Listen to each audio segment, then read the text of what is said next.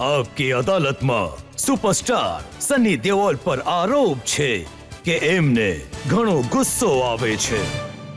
સની, તમારા જેટલા ડાયલોગ હોય છે ફિલ્મોમાં, ઉખાડી દઈશ, ફાડી નાખીશ, ઘરમાં ઘૂસીને મારીશ, કલેજું ખેંચી લઈશ, તો બેતાબથી લઈને ગદર સુધી હંમેશા આટલો ગુસ્સો. મને જે કેરેક્ટર મળે છે ને, અને જે ફિલ્મો કરી છે, જે સબ્જેક્ટ પસંદ કર્યા છે, એમાં હંમેશા એક નોર્મલ જેવો માણસ હોય છે, પરિવારવાળો હોય છે, અથવા ભાઈ હોય છે, અથવા દીકરો હોય છે. ક્યારેક કોઈ એને કંઈ કહે છે તો રોકાશે, તો ગુસ્સો તો આવશે ને. જ્યારે કોઈ કહે છે કે હું તને પ્રેમ કરું છું અને કાલથી હું તારી સાથે નથી, તો જે માણસ આટલો પાગલ પ્રેમી હોય એને ગુસ્સો નહીં આવે તો બીજું શું આવશે. અને એવી જ રીતે કોઈ બહેનને છેડે તો પછી ભાઈ શું કરશે? ભાઈ તો હોય તો એનું તો લોહી ઉકળી જશે, એ માણસનો હાથ ઉખાડી દેશે.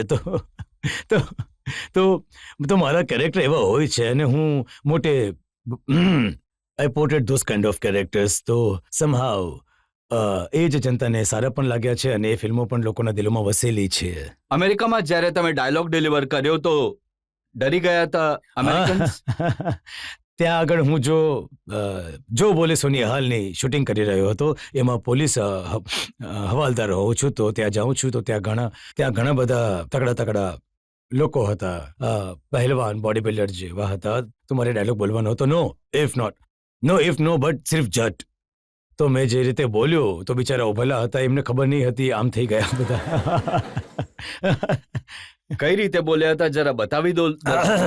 હમણાં જરા ગળું ખરાબ છે, તો નહીં તો જરૂર સારી રીતે બોલાવી દેત. બીકોઝ એ વખતે જે છે ને, બીકોઝ એ વાત સરદારની છે, નો ઇફ નો બટ સિર્ફ જટ.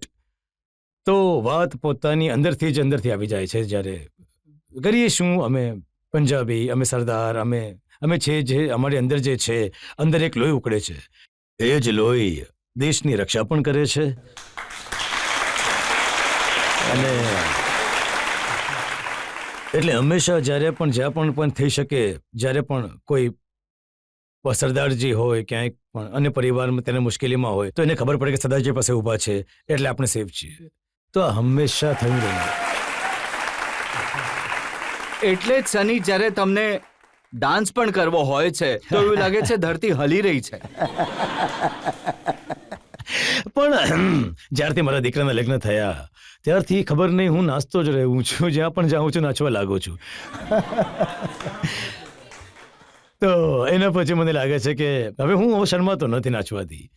પહેલા થોડો ગભરાઈ જતો હતો.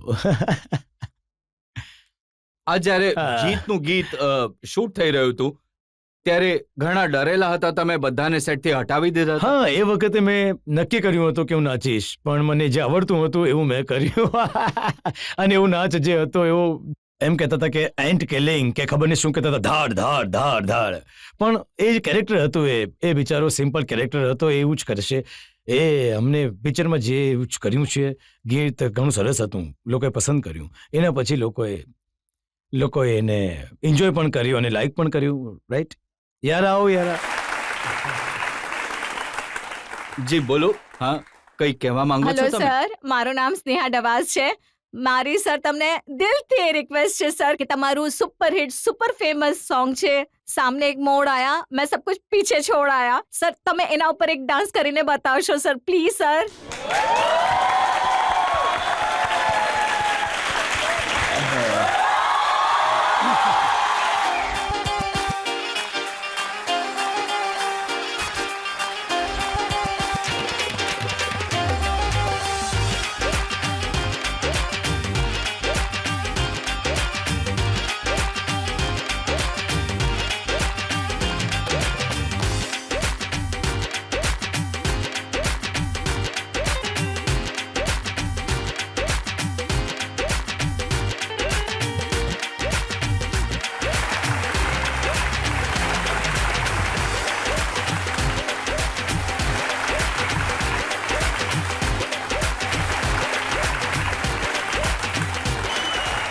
આ જોઈને એવું લાગે છે સની હવે તો તમે ડાન્સ કરવાનું શીખી લીધું છે સારી રીતે. હા, હું કરી રહ્યો છું. ખબર નહીં હવે હવે હું જ્યારે કરવાનું છે તો કરવાનું જ છે, તો લાગે છે કે આગલી ફિલ્મ કદાચ હું કોઈ મ્યુઝિકલ કરે. કારણ કે ધરમજી વિશે પણ લોકો એ કહેતા હતા કે ડાન્સ નથી કરી શકતા, પણ જ્યારે ઉતરતા હતા તો પછી સ્ટેજ પર આગ લગાડી દેતા. પપ્પાની એક સ્ટાઇલ છે, પોતાની એક અદા છે, અને પછી એમાં જ આખા ઉતરી જાય છે. જ્યારે આખી જનતા એમને એમ જ જોવે છે અને ઘણા પસંદ કરે છે. અને શું છે, 90% of the people are not the dancers, so they are identify more with us. બાકી લોકો તો ડાન્સિંગ કરી જ લે છે, બાકી જેને નથી આવડતું ખબર હાથ હલાવે મારો. આપણે વાત કરી રહ્યા હતા શરૂઆતમાં તમારા ગુસ્સાની, તમે ડાન્સ કરીને એને થોડું ડાયલ્યુટ કરી દીધું. એ કિસ્સો તો બધાને યાદ છે, જ્યારે તમે ડર કરી રહ્યા હતા શાહરૂખ ખાન સાથે, તમે જીન્સના ખિસ્સામાં હાથ નાખીને ખિસ્સું ફાડી નાખ્યું હતું ગુસ્સામાં. નહીં, એ જ હું કહું છું ને કે મારો ગુસ્સો ખૂબ ઘણો ખતરનાક છે. એટલે હું કેટલી વાર કોશિશ કરું છું કે હું કોઈ એવી સિચ્યુએશનમાં નહીં ફસાવું જ્યાં હું પોતાની જાત પર કાબુ નહીં રાખી શકું. અને મારી સાથે કેટલી વાર આવા બનાવો બન્યા પણ છે, બટ આ સારી વાત નથી. ઓબ્વિયસલી ફિલ્મોમાં તો મારી સાથે થયું જ હતું. મને ખબર નહીં, હું એ જ કરી રહ્યો છું. અમારા જીન્સ જેનેટિકલ, અમારી અંદર કોઈ વસ્તુ એવી છે, જ્યારે કોઈ વસ્તુ થઈ જાય છે તો એ વખતે કાબુમાં આવવું ઘણું મુશ્કેલ થઈ જાય છે. તો અસલી જિંદગીમાં માર્યો છે કોઈને? હા. નહીં, જ્યારે કોલેજમાં હતો ઘણા ઝઘડા થતા હતા મારા, ઘણી વાર થયા હતા. બટ એ સમય જ એવો હતો, અને એ સમયે 70s જે માહોલ હતો એ વખતે ગેંગ બેંગ્સ હતી, ઝઘડા બગડા થતા રહેતા હતા, એમ જ થતા હતા ઝઘડા. કોઈકને સ્ટેટ કરી રહ્યું હોય તો એને પર ઝઘડો થઈ જાય, વાય યુ આર સ્ટેરિંગ મી, તો તું કોઈ જોઈ કેમ રહ્યો છે મારી તરફ, એના પર ઝઘડો થઈ જતો હતો. પણ એ થતા રહ્યા, but I wouldn't advise because I have been lucky કે અહીં ક્યાંક એવી ઊંડી કોઈ ઈજા નહીં થઈ જાય. ઇટ્સ તમને ઈજા ન થઈ કે સામેવાળાને ન? મને કેટલી વધારે હું ઠીક રહ્યો, પણ થઈ છે. પણ જે પણ લોકો તમને જાણે છે સની, એ એમ કહે છે કે તમે સિક્સ પેક એબ્સ વગેરે તો નથી બતાવતા, પણ સ્ટ્રોંગ ઘણા છે સની. જો વાત છે એબ્સની અને બોડી બિલ્ડિંગમાં, વાત એ નથી કે તમારામાં તાકાત છે. હું હંમેશા કહું છું તાકાત માણસની સચ્ચાઈ હોય છે. અને અમે લોકો જે એક્સરસાઇઝ કરીએ છીએ, બોડી બિલ્ડિંગ કરીએ છીએ, that's keep our self fit. પણ આજકાલના જમાનામાં લોકો સપ્લિમેન્ટ ઘણા આપી રહ્યા છે. I would advise to all youngsters, જો હું આઈ એમ ફિટ, બટ હું આ બધી વસ્તુ નથી કરતો. અને ના તો હું ઈચ્છીશ કે તમે પોતાની જાતને એટલી પાગલ કરી લો કે વસ્તુને એકદમ લઈને ચાલો, બિકોઝ દરેક વસ્તુની એક ફેશન થઈ ચૂકી છે આજકાલ. જેને જોશો કહેશે કે આજે આવું ખાવાનું છે, કોઈ કહેશે કે નહીં આ એક્સરસાઇઝ કરી છે તો આવું થઈ જશે, અને આપણને લોકોને લાગે છે કે આપણે એ કરી લઈએ તો આપણે ઘણા આવા થઈ જશું. પણ you are damaging your self. અને એ સિવાય તમારી પાસે લોકોએ કોઈ મિસ યુનિવર્સ તો નથી બનવું, તો why go through all the process? નહીં તો તમે શું ખાઓ છો? પરોઠાની ઉપર માખણ નાખીને? હું માખણ પરાઠા બધું જ ખાઉં છું. મેં ક્યારે ડાયટિંગ નથી કરી, તો એ નહીં હતું કે આ ખાવાનું છે આ નથી ખાવાનું. આજકાલ બાળકો નહીં, I can't eat this, I can't eat that. તો હું કહું છું કે ભાઈ કેમ, તમારી ઉંમર છે, મેટાબોલિઝમ ઇઝ સો ફાસ્ટ, તમે તો આમ જ યુ 1 કેલરીઝ બાઇટ કરી શકો છો, તો કેમ ગભરાવો છો તમે? આજના જમાનાની હજી એક વસ્તુ મેં સાંભળ્યું તમને હેરાન કરે છે, એ છે સોશિયલ મીડિયા. જે રીતની વાતો લખવામાં આવે છે, તમને ઘણો ગુસ્સો આવે છે? શરૂઆતમાં મને ઘણું ખરાબ લાગતું હતું, બિકોઝ હું એ હંમેશા કહેતો હતો કે જે માણસ જ્યારથી આપણું સોશિયલ મીડિયા આવ્યું છે, આ બધી વસ્તુઓ આવી છે, તો આ બેઝિકલી આપણા જેટલા પણ નવરા લોકો છે ને, એમના હાથમાં એક આવી ગયું છે ટૂલ, જ્યાં એમનો ચહેરો દેખાતો નથી, જેને જે કરવું હોય કરી નાખી દે છે, જેને જે કહેવું હોય તે કહી પણ દે છે. અને એ નથી જોતા કે આ જેના માટે કહી રહ્યા છે એને દુઃખ પહોંચી રહ્યું છે.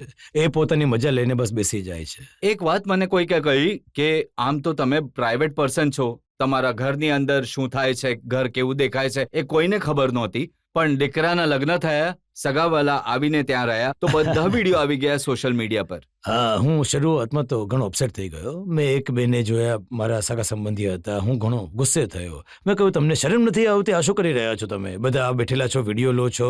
એ તો એક બેને તો હું ખીજાયો, 2-3ને ખીજાયો. પછી હું જ્યારે ફંક્શન થઈ રહ્યા હતા ત્યાં મેં જોયું કે અહીંયાથી વિડીયો બની રહ્યો છે, ત્યાંથી વિડીયો બની રહ્યો છે. તો પછી એન્ડ ઓફ ધ ડે મેં કહ્યું, જવા દો, ચલો જવા દો, કંઈ નહીં કરી શકીએ, થવા દો જે થવું રહ્યું છે. But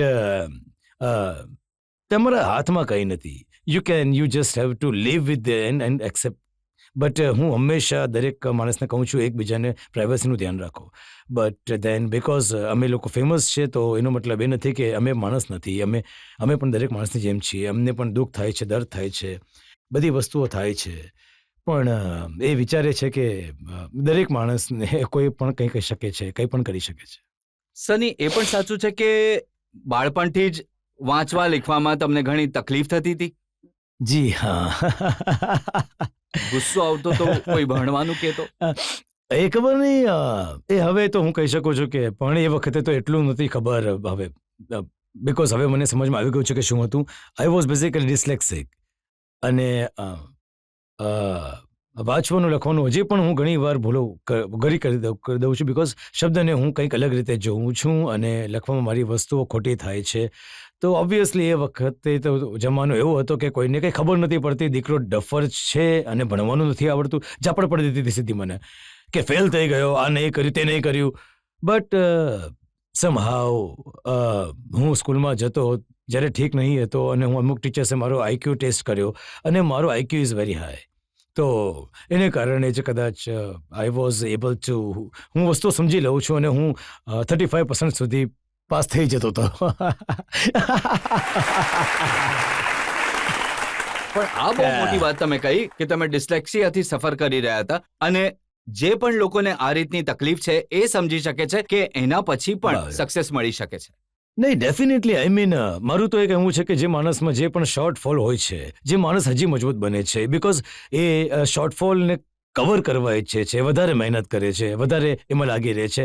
and I think but દરેક માણસ એવો નથી હોતો. કેટલાયને સ્કૂલમાં પછી બાળકો હેરાન કરે છે અથવા બહાર લોકો હેરાન કરે છે. તો જ્યારે માણસની પર્સનાલિટી સ્ટ્રોંગ નહીં હોય તો પછી એ બિચારો પાછળ રહી જાય છે. પેલી આમિર ખાનની ફિલ્મ હતી તારે જમીન પર, ઘણી સારી રીતે હાઇલાઇટ કર્યો તો આ પ્રોબ્લેમને. ઘણું સારી રીતે કર્યું. I think it is very important that we all understand and થોડું સમજો એની પરેશાની શું છે. બાળક સારી રીતે કાળજી રાખો તમે એની, કે બાળકને શરૂઆતના દિવસોમાં વાંચવા લખવાની સાથે સાથે તમને બોલવામાં પણ પ્રોબ્લેમ થતી હતી? ડરતા હતા માઇક જોઈને? હાજી, હું જ્યારે બિકોઝ હવે તો હું થોડો વધારે બોલી લઉં છું. એ વખતે માઇક આવી જતું હતું તો સમજ નથી પડતી કે હું શું બોલું. અને ઘણી મુશ્કેલી થતી હતી. અને એ કારણે ઘણી વખત હું તો કશે જતો નહીં હતો અને લોકો વિચારતા હતા કે આ તો એરોગન્ટ છે, હું અથવા બરાબર નહીં સમજી શકું. પણ કોઈને હું શું કહું કે હું મારાથી નથી થઈ શકતું. તો સની, બોલવામાં તકલીફ હતી, વાંચવામાં તકલીફ હતી, લખવામાં તકલીફ હતી, તેમ છતાં પણ આટલા મોટા સ્ટાર બન્યા. રબની કૃપા છે એટલે ચાલતો ગયો. આઈ મીન આ બધી વસ્તુઓ હોય છે પણ ક્યારે મેં કોઈ પણ વસ્તુથી મેં હાર નથી માની. ક્યારે પણ હાર નહીં માની. હું નથી આવડતો તો હું એની પાછળ લાગી જતો હતો. હા, ભણવાનું નહોતો કરી શકતો because that was technical problem. But ક્યાંક ને કોઈ પણ મુશ્કેલી આવે તો હું એનો સામનો કરું છું અને મુશ્કેલી નથી સમજતો. બિકોઝ મુશ્કેલ સમજીને માણસ ગીવ અપ કરી દઈને ત્યાં બેસી જાય છે. હું શું કરું છું, હું વિચારું છું, મને સારું નથી લાગતું. જ્યારે કોઈ બિચારાની વાત કરતા હોય છે ત્યારે તો હું હંમેશા દરેક બાળકને કહું છું કે ગો ફોર ઇટ, કરતા રહો. This is how we basically start growing. તમે આગળ વધી શકો છો. પણ આ ઘણો સારો મેસેજ છે એ લોકો માટે જેમને કોઈ ખોટ છે પણ એમની અંદર એ વિશ્વાસ આવી શકે છે તમને જોઈને કે અમે પણ કંઈક બની શકીએ છીએ. 100% મને જોઈ લો. મેં ક્યારે પણ કોઈ સ્ક્રિપ્ટ નથી વાંચી નથી શકતો કે મેં કોઈ ડાયલોગ વાંચી લીધા છે. હું તો સમજી શકું છું અને આગળ કરું છું. અને મારા જ ડાયલોગ છે જે લોકો મોટે ભાગે વાત કરે છે. તો દરેક માણસ તો એવું વિચારે છે કે ખબર નહીં આ કેટલો. તો જ્યારે તમને ડાયરેક્ટર સ્ક્રિપ્ટ આપે છે તો તમે એને વાંચી નથી શકતા? નહીં, હું વાંચતો જ નથી. હું તો મોટે ભાગે હંમેશા હું કહું છું કે જે વાત મને કહેવી છે મને બોલીને કહો. Let me make my own talk and પછી હું મારા હિસાબથી એને બોલી દઈશ અને એનો અર્થ આવવો જરૂરી છે. તો આટલા મોટા મોટા ડાયલોગ જે અમે સાંભળીએ છીએ તમે જે ડિલિવર કરો છો, તમે આ સ્ક્રિપ્ટ નથી વાંચતા, આ માત્ર મેમરીથી હા, હું એને મીન્સ ઓબ્વિયસલી સાંભળીને સાંભળું છું પછી પાછું વાંચું પણ છું બીકોઝ હવે મેં સાંભળી લીધું છે તો મને ખબર છે કે આ શબ્દ શું છે. તો then it becomes easy for me. એના પછી એને લઈને હું પોતે because end of the day જે ડાયલોગ્સ છે એ અમારે ડાયલોગ્સની જેમ તો બોલવાના નથી. એને અમારે પોતાના વિચારો લઈને આગળ પ્રેઝન્ટ કરવાનું છે. પબ્લિકમાંથી સવાલ પૂછીએ. જેવી રીતે કે તમારું પાત્ર દરેક ફિલ્મમાં ગુસ્સાવાળું મારધાડવાળું બતાવવામાં આવે છે, તો શું તમે આ ગુસ્સાવાળા સનીપાજી છો? ક્યારેક તમારા પપ્પાથી બાળપણમાં માર ખાધો છે?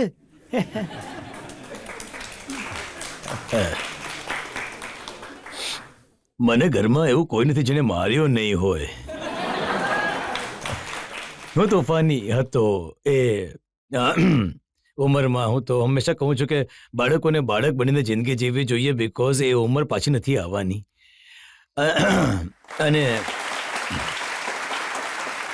અને પપ્પા તો ઘણા બિઝી રહેતા હતા પણ એક એવો ઇન્સિડન્સ થયો હતો જ્યારે તે ઘરે હતા અને મને યાદ છે કે હું ટેરેસ પર હતો, મારી પાસે ગુલેલ હતી, હું ત્યાં જતો હતો, દૂર દૂર ઘર હતા, તો અમે લોકો મારી સાથે હજી એક મિત્ર હતો, તો મેં મજા આવતી હતી કોઈના કાચ તોડવામાં. તો એકવાર એવું થયું કે પપ્પા આવી ગયા તો મેં વિચાર્યું કે પપ્પા આવી ગયા. હંમેશા ફાધરથી હું તો હંમેશા ડરું છું, કદાચ એમને આ વાતો તો નહીં ખબર પડી ગઈ હોય કે પેલી વાત ખબર પડી ગઈ છે તો હંમેશા એ ડર લાગતો હતો. તો હું નીચે દોડીને આવ્યો તો એમણે જોયું કે દોડતો તો ક્યાં જાય છે, તો એમણે જોયું કે આ કંઈક કરી રહ્યો છે, તો મને બોલાવ્યો. કદાચ એ કશે બીજે ગુસ્સામાં હતા, કંઈક વાત થઈ હશે, એક થપ્પડ મારી તો મારા ફેસ પર 3 આંગળીઓ છપાઈ ગઈ કેમ કે હાથ આટલો પપ્પાનો મોટો છે. બટ એમને ન ખબર હતી કે મેં શું કર્યું છે, પણ મને ખબર હતી કે મેં શું કર્યું છે.